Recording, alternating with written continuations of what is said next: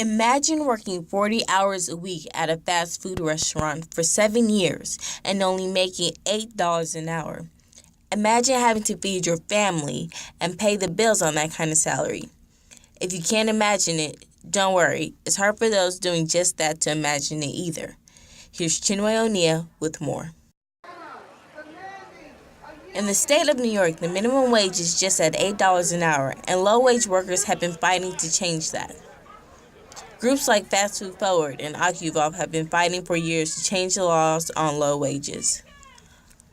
Although he's not the only one man has made it his mission to campaign for a livable wage.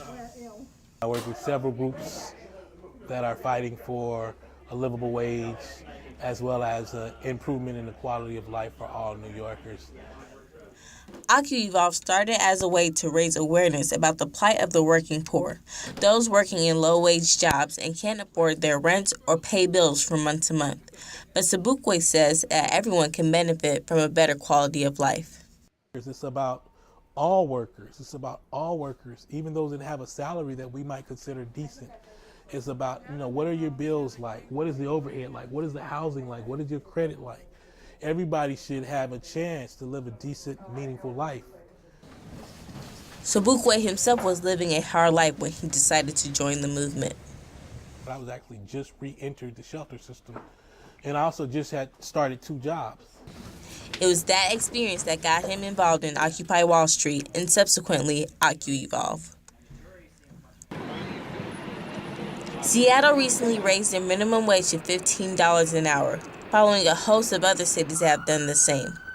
New York State passed legislation in 2013 to steadily raise the minimum wage to $9 by the end of 2016. But advocates of higher wage say that $15 an hour is the pay that will allow all New Yorkers to live in the city comfortably. With the housing prices going through the roof and a slow climb out of the recession, they argue that $9 an hour is not going to cut it. 10-10 won't make it that much difference. I think the 10-10 proposal that is being considered at the national level is cynical. 10-10 is still well below the poverty line. $15 an hour basically meets the poverty line, and I think it begins to make a big difference in people's lives. Stanley Aronowitz is a professor of sociology at the City University of New York Graduate Center, and he is saying that $15 an hour will raise the standards of living. Start with the proposition that half of New Yorkers, and I'm speaking statistically, half of New Yorkers are having trouble making ends meet.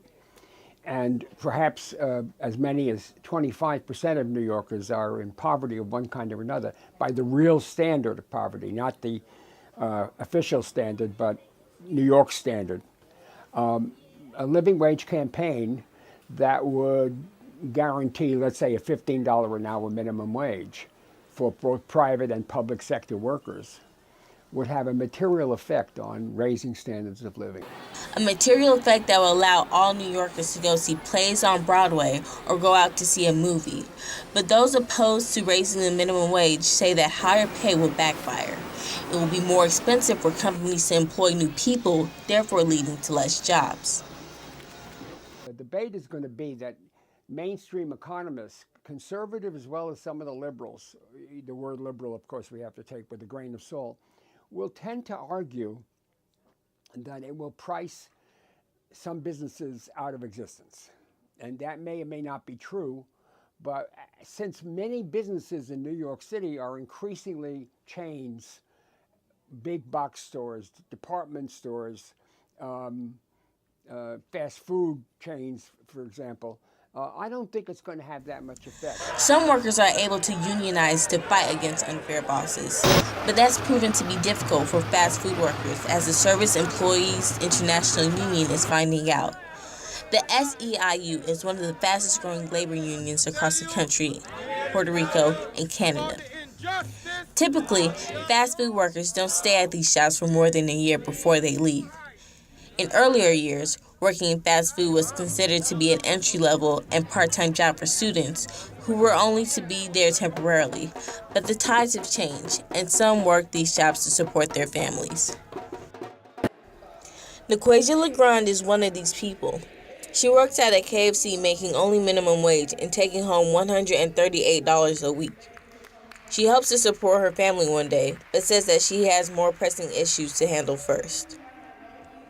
Always, I have to make sure my priorities are, handled first. And even sometimes when it comes down to my priorities, such as rent, bill, or even just my Metro card, I have to make a decision what to pay first.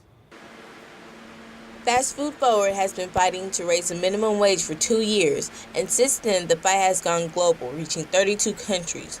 But in order to win their fight, LeGrand says that one of two things must happen to achieve a higher minimum wage. Politicians could either step up or these CEOs could step up. That's pretty much it. One or the other, somebody needs to step up. And that's why workers are pushing the local wage to Albany, because it's like, you know what? You don't have to wear the CEO. Albany, y'all could give us the right to set a local wage in New York City, and we could already have this already started on the road. There are several pros and cons that both sides of the argument like to throw around. A pro being that workers will be able to live a decent, meaningful life, and a con being companies can't invest in other things like proper machinery. Whatever the case, LeGrand says that change is the main goal. We want to make a change, and that's the only way I know that we can make a change is us speaking out. I mean, obviously, they willingly not trying to give us a higher pay, so the only way is to tell them, and show them that, no, we need, more money for the work that we do. Chinwe O'Nia, Manhattan.